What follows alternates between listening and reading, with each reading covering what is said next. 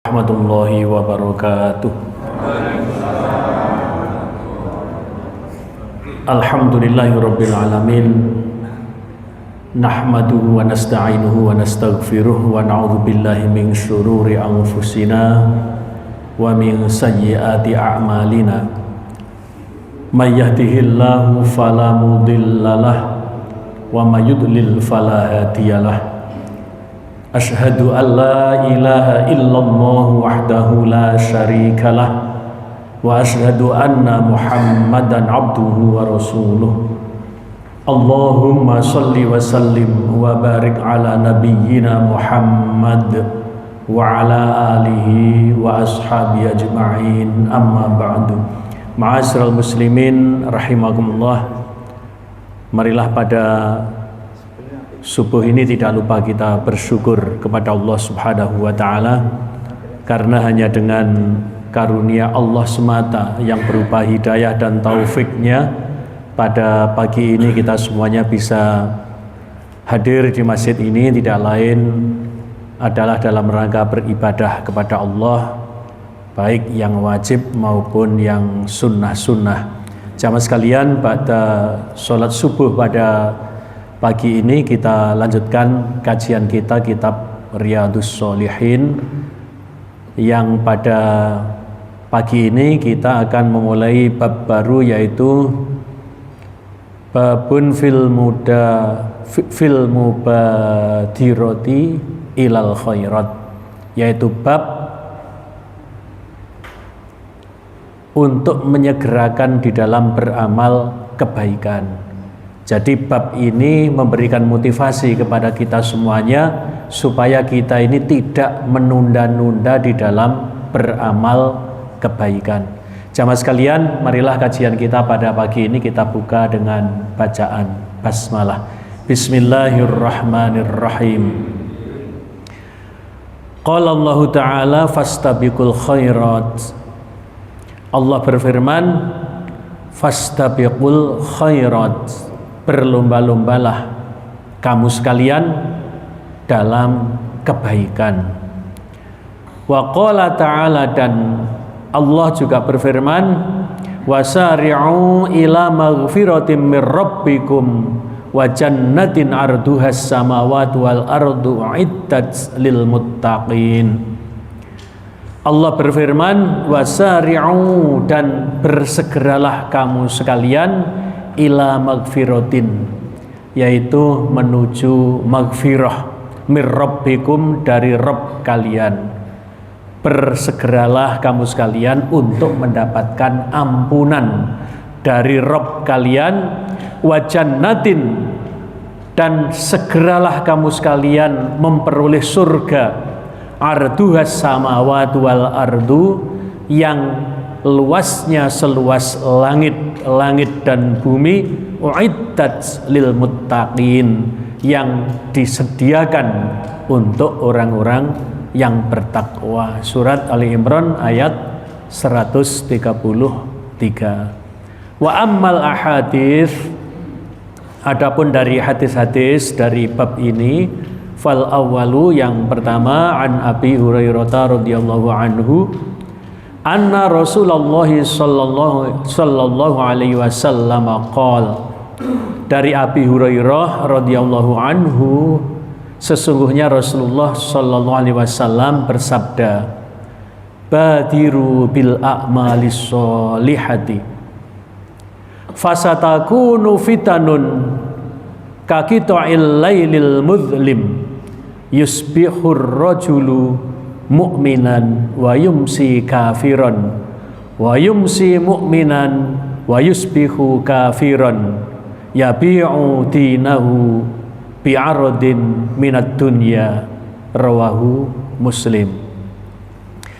Yang artinya begini, bahwa Rasulullah bersabda, badiru bil a'malis sholihah, bersegeralah kamu sekalian dalam amal-amal kebaikan.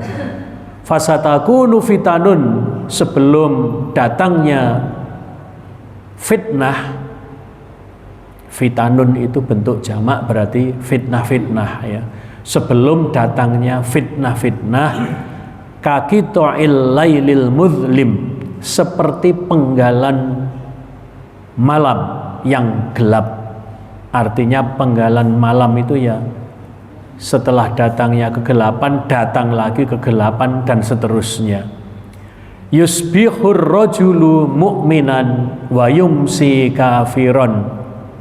Pada pagi seseorang itu dalam keadaan beriman, wa yumsi kafiron, dan sorenya kafir. Wa yumsi mu'minan wa yusbihu kafiron, sorenya dalam keadaan beriman, wa yusbihu kafiron, dan pada paginya kafir. Ini kalau tidak istiqomah ya. Jadi sorenya beriman, paginya kafir. Atau tadi sebaliknya, paginya iman, sorenya kafir. Yabi'u dinahu bi'aradin minad dunya, dan yabi'u apa ini? Dia menjual dinahu, agamanya, bi'aradin minad dunya, dengan harga dunia, dengan kenikmatan dunia. Rawahu Muslim.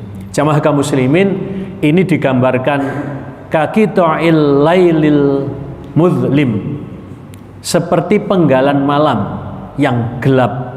Artinya bahwa sebelum datangnya fitnah-fitnah yang berturut-turut, yaitu setelah datang yang fitnah, datang lagi fitnah, datang lagi cobaan, datang lagi cobaan, seperti penggalan malam yang gelap. Itu digambarkan yusbihur rajulu mu'minan, pada paginya seseorang itu dalam keadaan beriman, wa yumsi kafiron, sorenya kafir. Wa yumsi mu'minan, dan pada sorenya beriman, wa yusbihu kafiron, pada paginya kafir. Yabi'u dinahu bi'aradin minad dunya, dia menjual agamanya dengan kenikmatan dunia. Jamaah sekalian, ini dimasukkan dalam hal atau dalam bab supaya bersegera di dalam berbuat kebaikan. Artinya sebelum datangnya fitnah di akhir zaman, jamaah sekalian, itu banyak fitnah, banyak cobaan-cobaan, banyak kejahatan-kejahatan di akhir zaman. Jadi digambarkan pada paginya beriman, sorenya kafir, sorenya beriman, paginya kafir. Maka sebelum terjadinya itu segera di dalam berbuat kebaikan. Atsani, kemudian hadis yang kedua, an Abi Sirwa'ata Uqbah ibnil Harith radhiyallahu anhu qala shallaitu wara'an nabiyyi sallallahu alaihi wasallam bil madinatil asra fasallama thumma qama musri'an fatahatta riqaban nas ila ba'di hujari nisaihi fafazi'an nasu min sur'atihi fakharaja alaihim fara'a annahum qad ajibu min sur'atihi faqala dzakartu syai'an min tibrin indana fakarihtu ayyah bisani fa amartu bikismatihi. Rawahul Bukhari. Wa fi riwayatin lahu kuntu halaftu fil baiti tibran minas sadaqah fakarihtu an ubayyitahu kita udhahabin au fiddotin. Dari Abu Sirwa'ah Uqbah bin Haris radhiyallahu anhu qala, dia berkata, shallaitu ra'an nabiyyi sallallahu alaihi wasallam bil madinatil asra, aku telah sholat. Ini bentuknya fi'il madhi ya, shallaitu, aku pernah sholat, begitu ya. Wa ra'an nabiyyi, di belakang Nabi sallallahu alaihi wasallam, bil madinatil asra, di Madinah sholat asar. Jadi kalau di bentuk kalimat bahasa Indonesia, aku pernah sholat asar di belakang Nabi Shallallahu Alaihi Wasallam berjamaah ya di Madinah, berarti di Masjid Nabawi. Fasallama thumma qoma musri'an, maka kemudian salam, kemudian berdiri musri'an dengan tergesa-gesa. Fatahatta riqaban nas, maka Nabi melangkai sof-sof manusia ila ba'di hujari nisaihi, menuju salah satu kamar atau rumah istrinya. Fafazi'an nas, maka manusia atau jamaah itu terkejut. Fafazi'an itu bisa diartikan khawatir begitu ya, takut.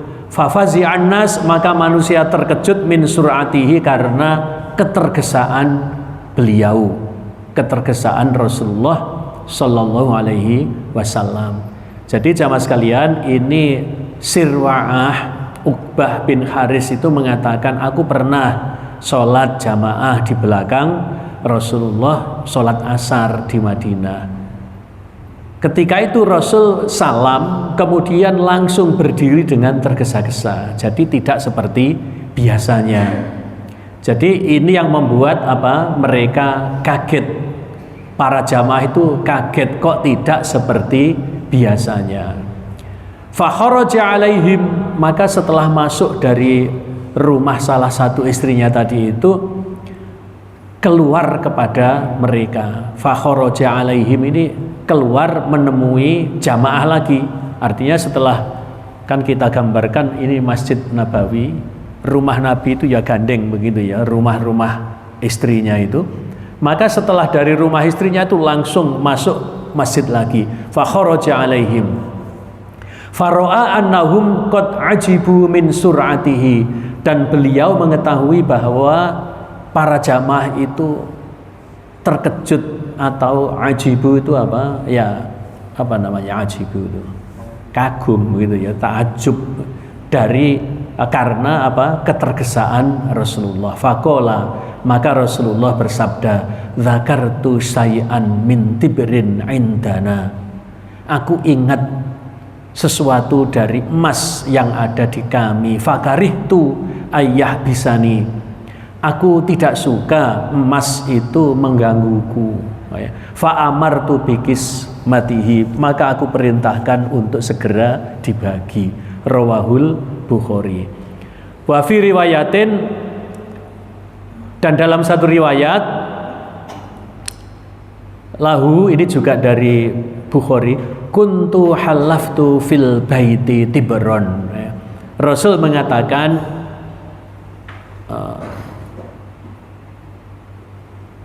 aku meninggalkan di rumahku itu emas, minas sodakoh, dari sodakoh. Fakarihtu an ubayyitahu, maka aku tidak suka emas sodakoh tadi itu menginap. Qita'u zahabin au fiddatin, ini ya sebatang emas atau perak. Jamaah kaum muslimin, dari hadis ini kita bisa ambil pelajaran bahwa ketika Nabi itu sholat, kemudian ingatnya ini ada dua kemungkinan. Kemungkinan ingatnya waktu sholat. Jadi waktu sholat ingat akan sodakoh emas. Atau kemungkinan yang kedua, begitu salam langsung ingat akan sodakoh. Kalau ingatnya itu adalah dalam sholat, artinya apa jamaah kaum muslimin? Dalam sholat itu boleh ada pikiran-pikiran gitu ya, dan itu tidak mungkin orang itu sholat itu lupa segalanya kan begitu ya. Jadi dalam sholat itu masih boleh disibukkan, ada terselip pemikiran-pemikiran ya. Ada kemungkinan Rasul waktu sholat itu ingat akan titipan sodakoh, sodakoh. Kemungkinan yang kedua, begitu salam Rasul itu langsung ingat akan titipan sodakoh. Begitu salam langsung niat begitu ya. Jadi orang itu terkejut, nggak biasanya Nabi seperti itu. Biasanya kalau selesai sholat, Nabi itu kemudian menghadap ke jamaah, kemudian melakukan zikir. Zikirnya tidak bersama-sama dan tidak dikeraskan. Makanya tarjih itu menjelaskan bahwa zikir itu tidak bersama-sama dan tidak dikeraskan. Tadi tadarru'an wa khufyah itu penuh dengan ketundukan dan kekhusyuan begitu ya. Tapi saat itu sholat asar ya, Nabi langsung ingat emas, maka kemudian Nabi langsung berdiri menuju rumah istrinya. Tapi dia sadar dengan ketergesaan itu membuat jamaah kaget. Maka kemudian Nabi segera kembali, kemudian menjelaskan, aku tadi ingat akan emas sodakoh. Aku tidak suka kalau emas sodakoh tadi itu nginap di rumahku. Artinya apa?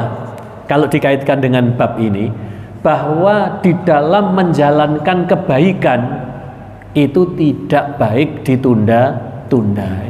Rasul ini memberikan contoh bahwa sampai nginap saja Rasul tidak suka.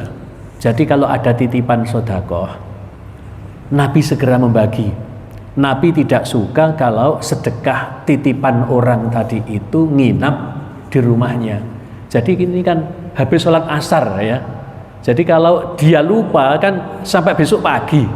Makanya Nabi tidak suka kalau emas sodakoh tadi itu nginap gitu ya. Jadi di dalam riwayat yang lain tadi itu kuntu halaftu fil baiti tibron. Aku meninggalkan di rumah itu emas minas sodakoh dari bagian sodakoh. Fakarih tu, maka aku tidak suka begitu ya. An ubayyitahu, apabila emas tadi itu menginap. Nah, maka dalam bab ini adalah bab anjuran bersegera di dalam beramal kebaikan sebelum adanya fitnah. Maka jamaah kaum muslimin, kita ini tidak boleh ya, atau sebaiknya tidak menunda-nunda di dalam beramal kebaikan, termasuk yang wajib jamaah kaum muslimin. Ini kadang-kadang masih ya, sholat 5 waktu itu kalau sudah datang waktunya zuhur ya, sholat zuhur. Kenapa? Kalau ditunda-tunda nanti mendekati asar. Sholat asar kalau ditunda-tunda nanti mendekati maghrib dan seterusnya. Seperti itu. Jadi kalau al khairat, kebaikan itu apapun dalam beramal kebaikan itu sebaiknya segera. Nah, ini. Coba kita lanjutkan dengan hadis yang berikutnya. An Jabirin radhiyallahu anhu qala, dari Jabir radhiyallahu anhu dia berkata, qala rajulun li nabiyyi sallallahu alaihi wasallam yauma Uhudin. Ada seorang laki-laki yang berkata kepada Nabi yauma Uhudin, ini pada waktu perang Uhud, ara'aita in kutiltu fa aina ana. Wahai Nabi, tahukah engkau in kutiltu, kalau aku terbunuh, fa aina ana, maka aku di mana? Jadi ini memang keadaannya waktu perang. Maka pertanyaannya ini ya pertanyaan bab perang ya. Wahai Nabi, tahukah engkau jikalau aku terbunuh, fa aina ana, maka di mana aku? Qala, Nabi menjawab, fil jannah, di surga. Nabi menjawab, di surga kalau kamu terbunuh ya. Fa'alqa tamaratin kunna fi yadihi. Apa rajulun tadi? Orang laki-laki yang bertanya tadi itu langsung melempar beberapa butir kurma yang ada di tangannya. Fa'alqa tamaratin kunna fi yadihi. Maka orang laki-laki itu melemparkan beberapa butir kurma yang ada di tangannya. Artinya apa? Dia waktu makan kurma itu, waktu makan kurma, waktu jeda dalam perang Uhud, maka dia berkata kepada Nabi, wahai Nabi, tahukah engkau jika aku terbunuh, aku di mana? Nabi menjawab, engkau di surga. Lah maka kemudian ini menggambarkan diberitahu tentang surga. Orang ini maka kemudian tergesa-gesa. Ketika makan kurma, kurma itu dilemparkan. Tsumma qatala hatta kutila. Kemudian dia maju perang hatta kutila, sehingga terbunuh. Ya, maka kita bisa gambarkan bahwa para sahabat dulu itu kalau diberitahu tentang surga, maka dia itu segera. Maka ketika diberitahu bahwa kalau kamu terbunuh dalam peperangan, kamu akan syahid, dan orang syahid itu akan masuk surga. Maka seorang laki-laki yang bertanya tadi itu tergesa melemparkan kurma yang ada di tangannya, kemudian dia maju perang, tsumma qatala hatta kutila. Kemudian dia berperang hatta kutila, sehingga dia terbunuh. Muttafaqun alaih. Jadi ini disepakati oleh Bukhari dan Muslim. Kemudian hadis yang keempat, an Abi Hurairah radhiyallahu anhu qala, dari Abu Hurairah radhiyallahu anhu dia berkata, jaa rajulun ilan nabiyyi sallallahu alaihi wasallam faqala, telah datang seorang laki-laki kepada Nabi sallallahu alaihi wasallam, kemudian dia berkata, ya Rasulullah, ayyus shadaqati a'zam. Ya Rasulullah, ayyus shadaqati a'zamu ajran. Wahai Rasulullah, sedekah yang mana yang paling besar pahalanya? Qala, Nabi menjawab, anta saddaqa wa anta shahihun. Sedekah yang paling besar pahalanya itu adalah anta saddaqa wa anta shahihun. Kamu bersedekah ketika kamu dalam keadaan sehat. Jadi orang dalam keadaan sehat kemudian bersedekah, itu pahalanya besar daripada orang yang sedang sakit dan sudah menjelang ajal. Begitu menjelang ajal dia ingat pahala sedekah. Sedekah itu pahalanya besar, dan itu sangat membantu ketika ditimbang di yaumul mizan. Maka kemudian ketika sakit kemudian dia berpesan sedekah, ya, sedekahkan hartaku untuk ini, ya. Maka sedekah yang paling besar pahalanya adalah anta saddaqa wa anta shahihun. Kamu bersedekah dalam keadaan sehat. Biasanya orang dalam keadaan sehat itu kan semangat kerja, kan begitu ya, menabung, kemudian berangan-angan ingin segera kaya. Orang yang ingin segera kaya itu biasanya kemudian cinta harta, kan begitu ya. Maka kemudian orang dalam keadaan sehat bersedekah itu pahalanya paling besar, ya. Kemudian sahihun, kalau tadi so pakai so, ya, sahihun, yang sekarang pakai sin. Sahihun, kamu dalam keadaan bakhil. Kamu dalam keadaan bakhil, ya, dalam keadaan medit. Jadi orang dalam keadaan medit, dalam keadaan bakhil, kemudian memaksa sedekah, itu pahalanya besar. Jadi ketika bakhil, ketika sayang harta, kemudian bersedekah, itu pahalanya tinggi. Jadi yang pertama, pahala sedekah yang paling tinggi adalah ketika sehat dibanding ketika sakit, apalagi ajal mau tiba. Kemudian yang kedua, ketika dalam keadaan sayang harta, dalam keadaan bakhil.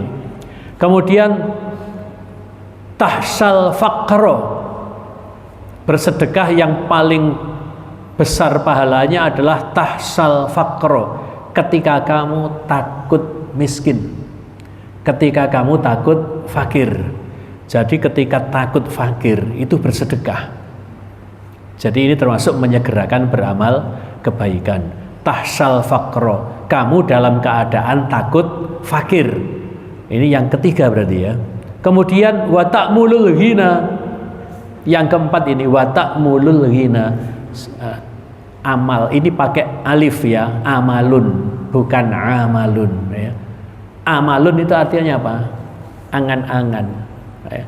Wa ta'mulul ghina, dan kamu sedang berangan-angan atau bercita-cita atau berambisi al-ghina, untuk menjadi kaya.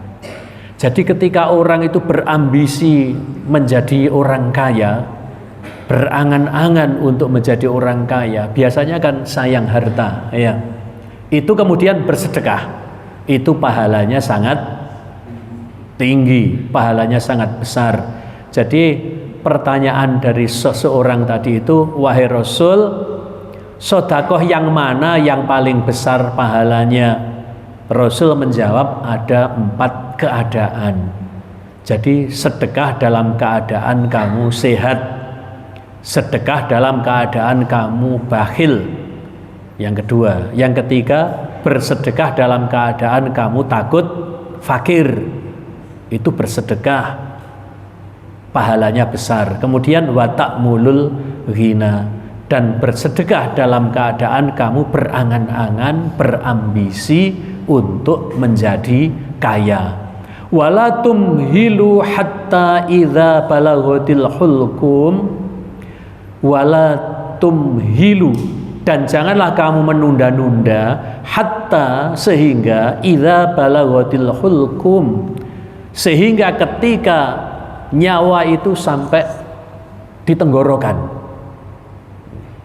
Jangan nunda-nunda kebaikan, jangan nunda-nunda sedekah, hatta idza balaghatil hulqum, sehingga ketika datang nyawa itu sudah sampai di tenggorokan, kulta, kamu berkata, kamu berpesan, li fulanin kadza wa li fulanin kadza, untuk fulan sekian, untuk fulan sekian.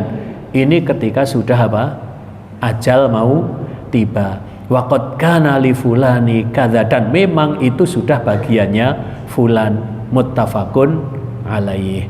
Jamaah sekalian, ini adalah hadis yang memberikan dorongan kepada kita supaya kita ini tidak menunda-nunda di dalam beramal kebaikan. Termasuk di hadis yang keempat ini adalah jangan menunda-nunda sedekah. Sedekah itu bahasanya umum jamaah sekalian ya. Sedekah itu adalah bahasa umum. Kemudian yang juga umum bahasanya adalah infak. Coba kalau baca Al-Quran, yang pertama kali kita jumpai istilah infak dulu apa sedekah dulu? Infak dulu jamaah sekalian. Coba baca Al-Quran ya. Alif lam mim dzalikal kitabu la raiba fihi hudal lil muttaqin alladzina yu'minuna bil ghaibi wa yuqimunas sholata wa mimma razaqnahum yunfiqun. Jadi infak ini istilah yang pertama kita kenal. Infak ini umum, termasuk memberikan harta kepada anak istri kita juga infak, nafkah kan. Nah, kemudian yang kedua istilah sedekah, ini umum juga ya.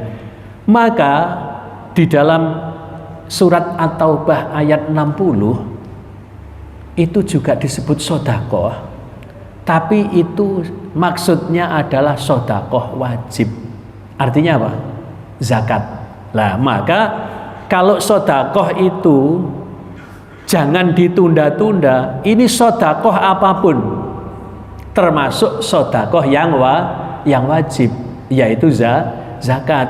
Jadi kalau memang harta kita itu sudah mencapai nisab dan sudah haul, jangan ditunda-tunda.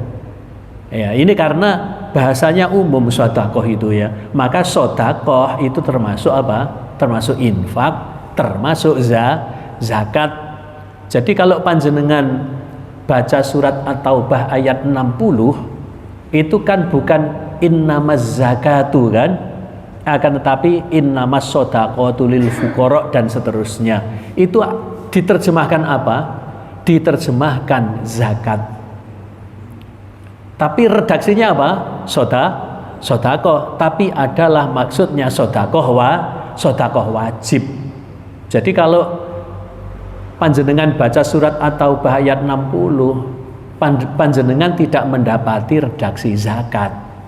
Tapi redaksinya adalah sedekah. Tapi maksudnya adalah sedekah wajib, yaitu zakat. Nah, maka di dalam hadis ini sedekah yang pahalanya sangat tinggi itu termasuk zakat itu disegerakan. Jangan menunda-nunda zakat. Kalau hartanya sudah mencapai nisab, ya laksanakan zakat itu. Dalam keadaan yang 4 ya, anta shaddaqa wa anta shahihun ya. Kamu bersedekah ya, termasuk sedekahnya adalah bayar zakat. Kamu dalam keadaan sehat, dalam keadaan bakhil, dalam keadaan takut fakir, wa ta'mul ghina, dan kamu sedang dalam berangan-angan, berambisi menjadi orang kaya. Jadi ini lebih umum bahasanya, yaitu sedekah. Wala tumhilu, dan janganlah kamu apa? Menunda-nunda hatta idza balaghatil hulqum, ketika datang apa? Nyawa sudah sampai tenggorokan, itu kamu berkata li fulanin kadza, li fulanin kadza. Itu kalau dalam surat Al-Munafikun ayat pinten itu? Akhir ayat 9 nggih. Wa anfiqu mimma razaqnakum nggih min qabli ayyatiya ahadakumul maut. Jadi jangan sampai ketika datang itu maut itu fayaqula rabbi laula akhartani ila ajalin qarib, wahai Rabb, tundalah kematianku sebentar saja, fa asaddaqo, aku akan sedekah.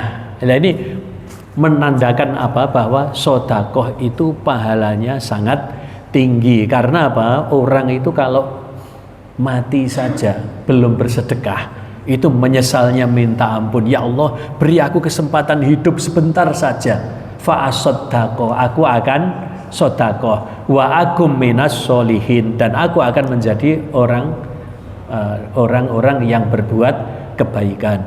Jadi kalau wa akum minas sholihin, aku akan menjadi bagian orang-orang yang beramal kebaikan, itu kan umum ya. Umum, amal kebaikan itu apapun, tapi disebut khusus yang pertama fa'asoddaqo, aku akan bersedekah. Jadi amal kebaikan itu kan banyak, tapi dikhususkan disebut yang pertama adalah apa? Sedekah. Fa'asoddaqo wa akum minas sholihin, aku akan bersedekah, khusus ini ya. Dan umumnya apa? Dan aku akan menjadi golongan orang-orang yang beramal soleh. Nah, jamaah sekalian, dari 4 hadis yang kita kaji, kita bisa ambil pelajaran bahwa di dalam beramal kebaikan itu umum ya, apapun bentuknya amal kebaikan itu jangan ditunda-tunda. Kemudian termasuk apabila menjalankan amanah, ternyata bersedekah itu juga boleh caranya nitip. Artinya apa? Bersedekah yang tadi hadis yang kedua tadi ya, bahwa Rasulullah tadi kan tergesa-gesa ngambil emas ya, itu ternyata emas titipan. Artinya apa? Sedekah itu tidak harus dari tangannya sendiri, meskipun dia mampu, boleh dititipkan, boleh diamanahkan. Kalau sekarang diamanahkan kepada lembaga seperti Lazismu. Jadi orang itu tidak semata-mata langsung memberikan sedekahnya itu kepada kepada objek sedekah, akan tetapi dia menitipkan ya. Kalau zaman Nabi itu kan menitipkan kepada Nabi, dan Nabi memberi contoh apa? Nabi memberi contoh nginap saja. Barang sedekah tadi itu nginap saja di rumahnya, Nabi tidak suka. Artinya apa? Nabi menyegerakan. Nah, maka sebetulnya termasuk harta-harta zakat yang ada di lembaga-lembaga zakat itu mestinya tidak baik kalau ditumpuk di lembaga itu sampai bermiliar-miliar, tidak segera ditasarufkan. Berarti yang baik apa? Ditasarufkan.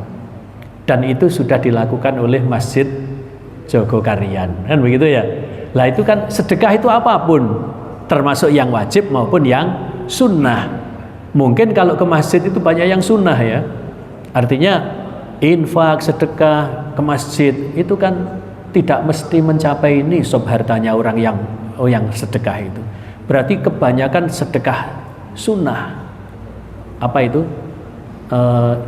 Infak yang ada di masjid itu. Ya, makanya termasuk baik itu yang sunnah maupun yang wajib itu mestinya apa? Segera ditasarufkan.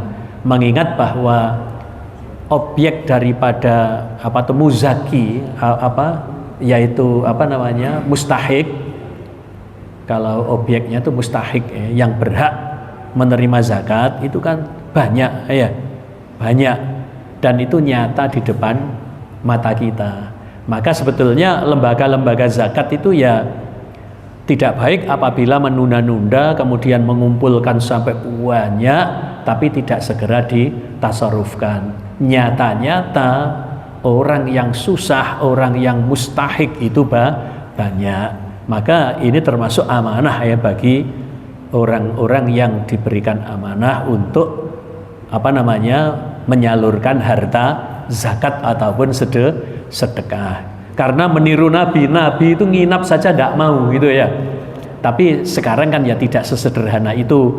Karena apa? Sekarang ada manajemen kan begitu ya.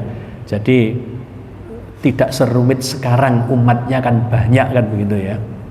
Kemudian juga bahwa bisa diambil pelajaran bahwa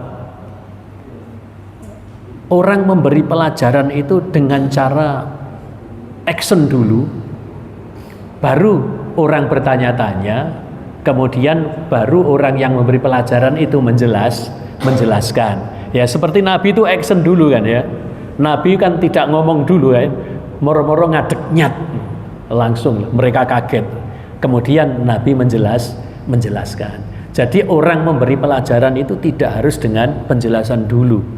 Orang memberi pelajaran itu adalah dengan action dulu.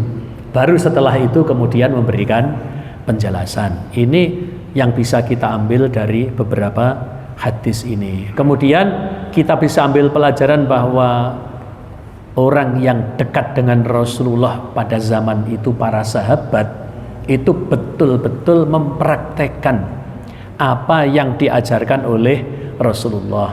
Jadi kalau dia bertanya, wahai Rasul, kalau aku mati dalam perang ini, tempatku di mana? Di surga. Maka kan tergesa dia, langsung dilemparkan kurma yang ada di tangannya, kemudian dia menuju medan perang dan kemudian ia terbunuh. Nah, matinya mati syahid itu ya. Kalau orang mati syahid itu pasti dijamin surga, dan itu nampak kalau niatnya kan memang niat untuk mati syahid, niatnya adalah perang sampai dia terbunuh. Kemudian dari hadis yang terakhir itu khusus sedekah ya, itu jangan ditunda-tunda.